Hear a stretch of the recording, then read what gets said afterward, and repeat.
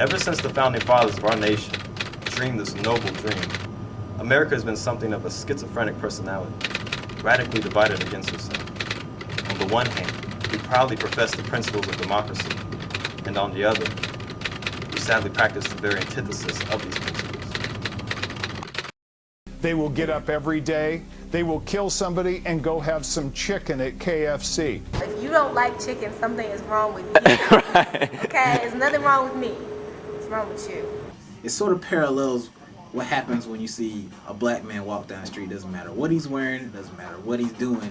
You automatically have this preconceived notion about him. When actually he could be on his job, be on his dean, be about business, it doesn't matter. But you already think, okay, is this guy going to try to rob me? Is he selling drugs? Is he a rapper? Is he a basketball player? Is he going to try to rape some white women? I don't know.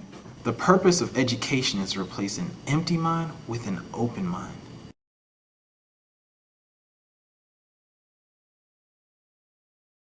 This campus has a way sometimes of making everybody for themselves. And of course our numbers are going down, which in itself is bad. So when you think about it, With the decreasing rates of African Americans. what I have noticed is they come in and it kind of seems like Georgia Tech not only makes them be all about the books, but kind of separates them with others of their culture group, or they can't really relate. They stop being able to relate, and then they start realizing who they really are. The campus as a whole wants to believe that they do a good job of representing our story, but the truth of the matter is they do not. It's interesting that you can go to like one of the #1 engineering schools in the nation and still not be confident in your abilities. It must be borne in mind that the tragedy of life does not lie in not reaching your goal. The tragedy lies in having no goal to reach.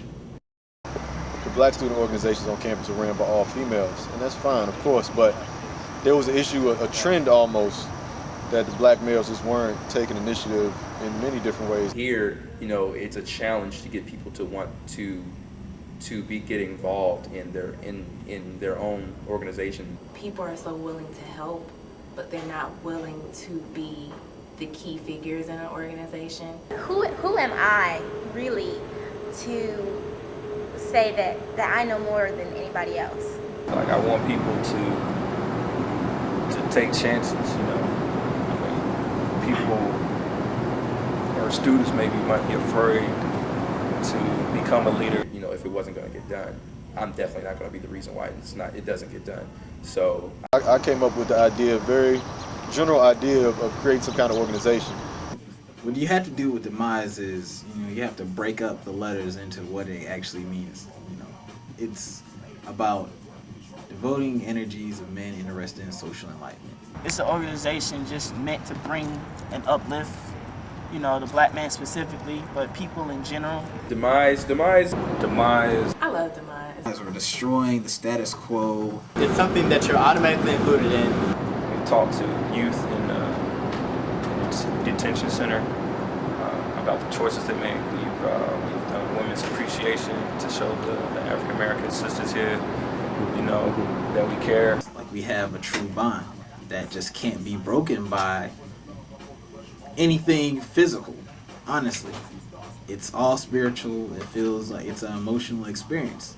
And at any meetings that I'm at, I feel that I'm one amongst fellow kings.